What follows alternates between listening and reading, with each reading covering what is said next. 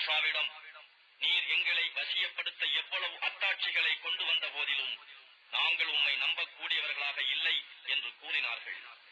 ஆகவே அவர்கள் மீது புயற்காற்றையும் வெட்டுக்கிளியையும் தேனையும் தவளைகளையும் இரத்தத்தையும் தெளிவான அத்தாட்சிகளாக ஒன்றன் பின் ஒன்றாக அனுப்பி வைத்தோம்.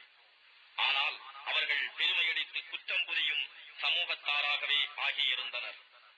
தங்கள் மீது வேதனை ஏற்பட்ட போதெல்லாம் அவர்கள், மூசாவே, உம் இறைவன் உமக்கு அளித்திருக்கும் வாக்குறுதியின்படி எங்களுக்காக பிரார்த்தனை செய்வீராக.